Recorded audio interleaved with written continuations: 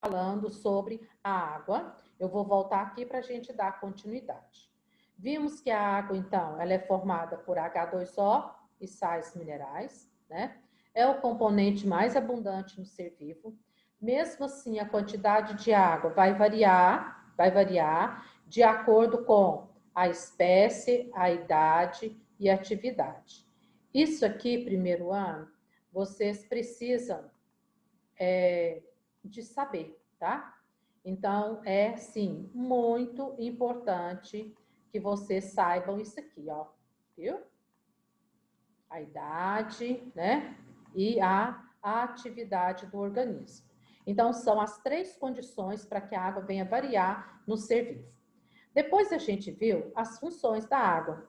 A primeira função da água é a hidratação, tá? Então, se hidrata vegetal, se hidrata célula, se hidrata o organismo, né? É com a água. E ao mesmo ponto, a gente desidrata.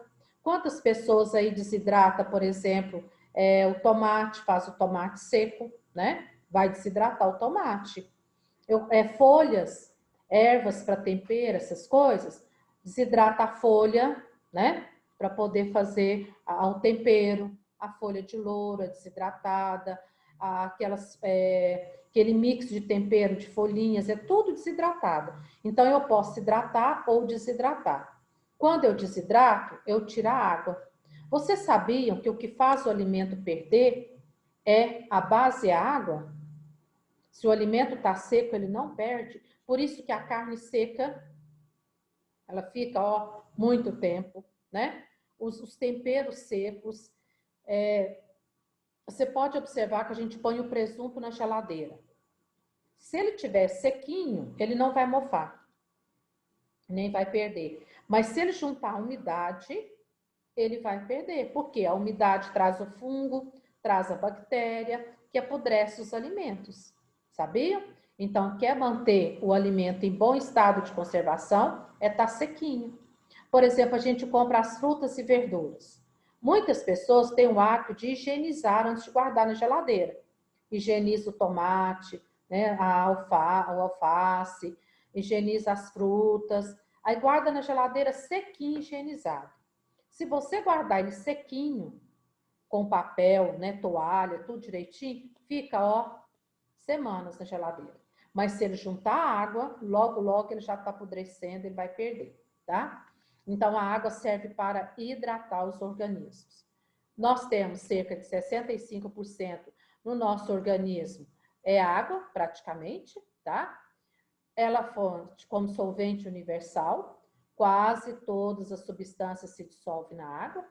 Funciona como transporte de substância, a água leva a água atrás.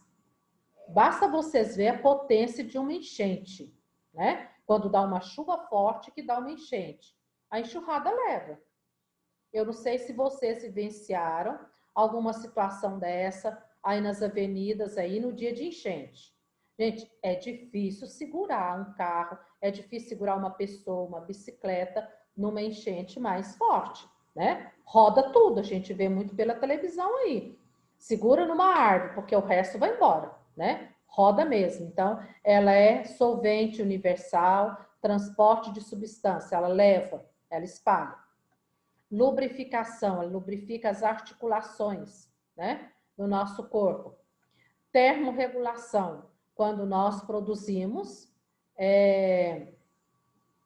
muito calor no nosso corpo, né, o nosso corpo elimina o suor e junto com o suor vai o excesso de calor. Quando você para de transpirar, a temperatura volta ao normal. Quer ver um exemplo típico desse? Você está com febre. Eu acho que todos aí na sala já tiveram febre um dia, né? A febre, a gente fica num frio aqui por fora e quente lá dentro. Você põe o termômetro 38, 39 lá dentro. E aqui de fora tá frio. Por quê? Choque térmico, tá? De temperatura. Eu tenho lá dentro quente, de fora mais frio do que lá dentro. Bom, aí você toma um antitérmico. Qualquer antitérmico, Tilenol, qualquer coisa do tipo. E você deita. Como que você sabe que a sua febre está baixando ou passou sem pôr o termômetro de novo? Quando você começa a suar? Ah, começou a transpirar, nossa, a febre está passando. A febre passou. Por quê? Quando eu transpiro, eu vou tirar do meu corpo todo o excesso de calor e a temperatura volta ao normal. Só que se for um quadro infeccioso, daqui 4, 5 horas vai dar febre de novo, né? Eu tenho que tomar um antibiótico, alguma coisa assim. O povo mais antigo,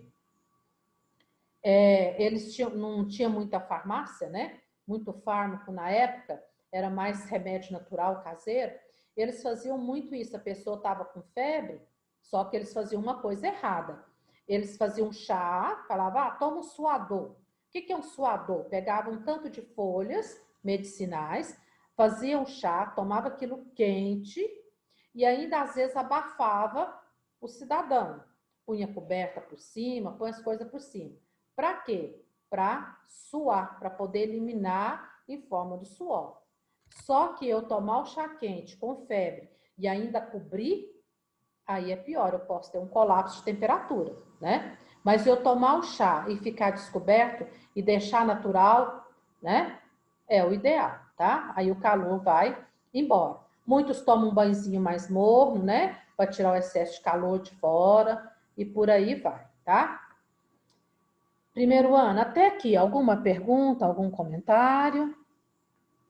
Que essa parte de água, em relação ao seu livro, propriamente nós já terminamos, tá? Então, nós vamos passar para outro assunto. As plantas também transpiram, né? As plantas também perdem água, tá? E elas têm, o autor fala aqui, as adaptações dos seres vivos com a água. Fala aí para mim, como que os animais do deserto, como que é o modo de vida deles lá para eles não perder muita água durante o dia?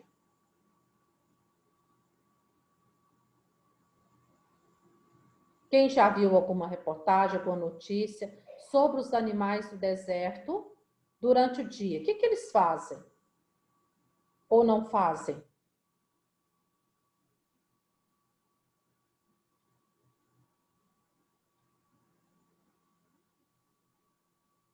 Primeiro ano? Quem vai ter a coragem, a audácia de me contar? Como que vivem esses animais lá durante o dia?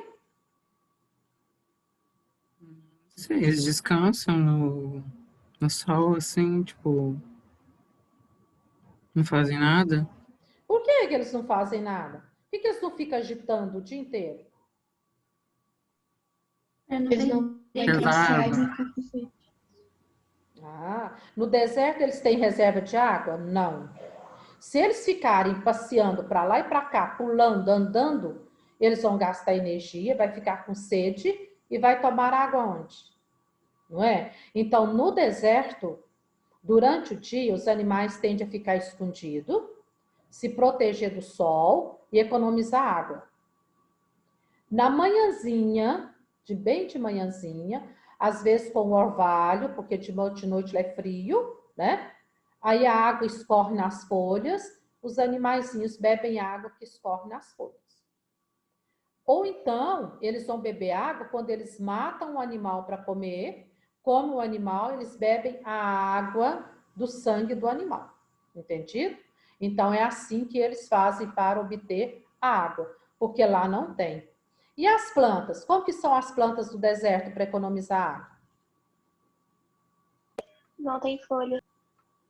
Não tem folhas, são cactos, as folhas em forma de espinho, para perder o mínimo de água possível. Se as plantas ficarem transpirando muito, perdendo muita água, blau blau, né? Elas vão desidratar e vão morrer. Então, elas têm que economizar água também, tá? Então, é assim, os animais, né? As plantas, é assim que eles vão viver nessas regiões com muita ou pouca água. E região que tem muita água, não tem problema. Pode transpirar, pode perder água à vontade, né? Que não traz problema. Bom, agora nós vamos comentar sobre outro grupo, que são os sais minerais. Sais minerais. Primeiro ano, Me conta aí, qual é o alimento que mais fornece sais minerais para nós?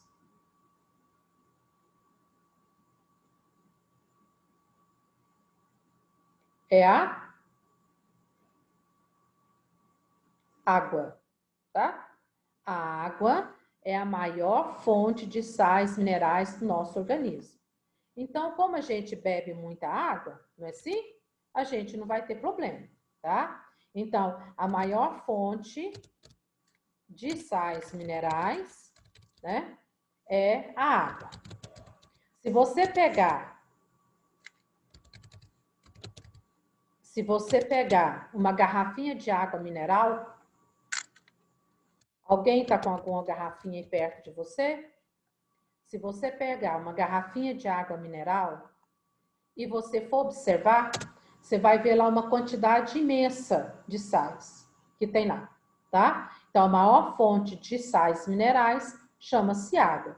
Mas depois eu tenho também as frutas, eu tenho os legumes, né? Que também é boa fonte de sais minerais, tá bom?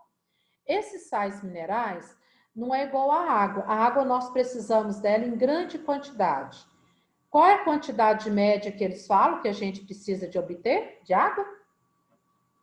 70%? Em torno mais ou menos de 2 a 2,5 litros de água por dia.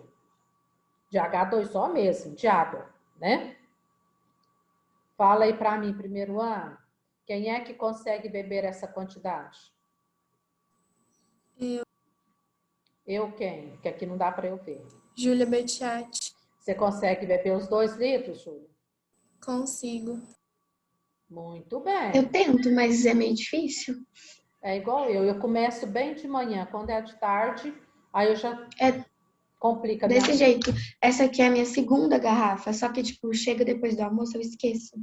É porque quando a gente tá aqui, a garrafa tá aqui do lado, né? Aí você lembra de pegar. Aí depois que você sai, aí você vai mexer com uma coisa, outra, quando você vê, você nem lembra de tomar água, não é assim? Então, às vezes é difícil.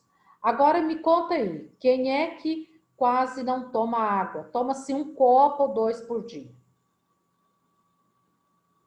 Eu, Ixi, eu quem? Eu tomo. Anitta. Anitta, Eduardo também? Pouca água, Eduardo? Gente, olha aí. Esse povo tá na cova, viu? Vão procurar beber água. Anitta, Eduardo, os outros aí, para não trazer problemas para os rins, não complicar a sua circulação, a sua vesícula biliar, a sua digestão, seu intestino. Então, nós precisamos, viu, gente? A água, ela sim é importante em todos esses setores, viu? Professora, Oi. eu já tive até problema na vesícula, tipo, eu tive que tirar. Mesmo? Aham. Vai ser muito nova para isso, é a falta de água mesmo, hein? E mesmo assim você não aprendeu a tomar água? Não muito. É, precisa, viu, gente? Isso é hábito. Eu também não tomava. Mas depois que a gente começa a ter o hábito, aí a gente precisa sempre molhando o bico, tá? Sempre molhando o bico. Então, vamos lá. Os sais minerais, nós precisamos dele em pequena quantidade. Não é igual a água que a gente precisa de muita quantidade. E outra coisa, ninguém vai beber os 2 litros de água disfarçado de leite, refrigerante, suco. Água é água. Leite, refrigerante, suco, café, chá é outra coisa, tá? Então, quando falo que a gente precisa dos 2 litros de água, eu preciso de 2 litros de H2O. Tá bom? Não é outro tipo de água, não, tá? Esses sais minerais, então, nós encontramos ele na natureza de 2 formas. Então, nós encontramos ele de forma...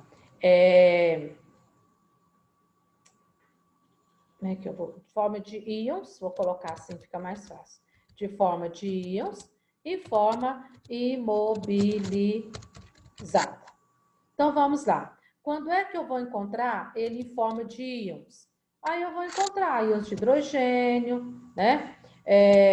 íons de cloro, íons de cálcio e por aí vai, tá? Então, aqui é o encontro dessa forma. Imobilizada, nós vamos encontrar, então, na casca do ovo, né? Nos ossos, tá? Unhas, garras, dentes, ó. Tudo isso aqui eu tenho.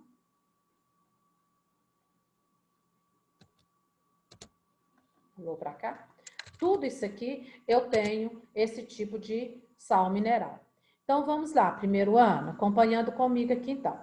Ó, forma de íons, né? Ou dissociadas. Eu bebo a água, eu tenho esses íons que passam direto para o meu corpo, sem digestão, tá ok.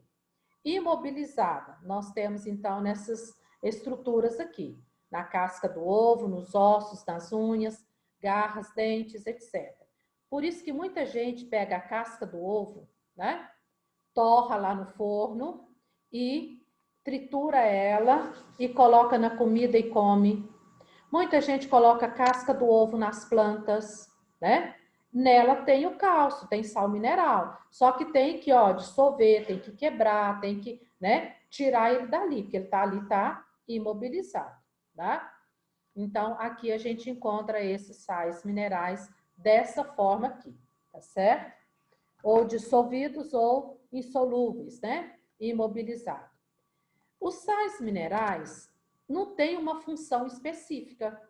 Depende do sal mineral. Por exemplo, se eu te perguntar para que serve o cálcio, todo mundo sabe. Para que a gente precisa do cálcio? Fortalecer os ossos. Os ossos, os dentes, ok, muito bem. Mas se eu te perguntar, para que serve, por exemplo, fósforo? Aí talvez a gente já tenha que procurar saber, não é? Então, alguns íons minerais são muito importantes no nosso corpo. Então, nós vamos ressaltar deles agora. O que você tem que saber? O nome do íon, o alimento que a gente encontra e a importância dele. Então, vamos começar aqui. O primeiro que eu falei para vocês, cálcio. O Eduardo já falou aí. Ossos, né? Vou colocar aqui. E dentes. Beleza. Precisamos disso aqui. Mas, além disso aqui, primeiro ano, nós precisamos do cálcio para duas coisas muito importantes, que sem ele não acontece. Ó, contração muscular. O que é isso? Contração muscular. O que é uma contração muscular? É quando o músculo trabalha, né? Ó, estica e dobra o braço. É uma contração muscular. Você falando, conversando, é uma contração muscular. Então, toda vez que o músculo contrai, ele precisa de cálcio. Se não tiver cálcio, não tem a contração muscular. Então, mais uma concorrência com ossos e dentes, né? Para o cálcio, que é a contração muscular. Outra coisa que nós precisamos é para a condução do estímulo nervoso. Condução do estímulo nervoso. Ó, sem ele, sem o cálcio, os estímulos nervosos não vão ser produzidos no nosso corpo. Então, veja bem, você precisa do cálcio para levar para os ossos e dentes, você precisa do cálcio para a contração muscular, você precisa do cálcio para o estímulo nervoso. Então, veja bem, primeiro ano, o cálcio no seu corpo vai concorrer com 3 situações. Volto a falar. Se faltar cálcio nos ossos, o que acontece? Os ossos e dentes ficam fracos. Os ossos da osteoporose, né? Ficam quebradiços, ficam fracos. Eduardo falou muito bem, ficam fracos. Se faltar cálcio nos músculos, os músculos não vai contrair. Aí você vai ficar igual um robô, sem mexer? Não vai. Se faltar cálcio na condução do estímulo nervoso, não vai conduzir estímulo nervoso no seu corpo. Olha a importância disso. Então, nós precisamos muito, muito, muito, muito do cálcio, tá? Quais são as fontes de cálcio que nós temos? Principal, leite e derivados, não é? Ah, Irani, mas eu não tomo leite. Então, onde eu vou achar cálcio? Calma, você vai achar o cálcio, então, no brócolis, no espinafre, tá? Então, se você não toma o leite, você vai ter que ingerir os alimentos que contêm cálcio, viu? Então, tá aí. As frutas, tá? Que contém esse alimento aqui, que nós precisamos. Agora, a falta do cálcio. Então, vamos lá. A falta dele. A falta dele em criança. Em criança vai causar o que nós chamamos de raquitismo. O que é uma criança raquítica? Alguém sabe me falar o que é um raquitismo? O que é uma criança raquítica?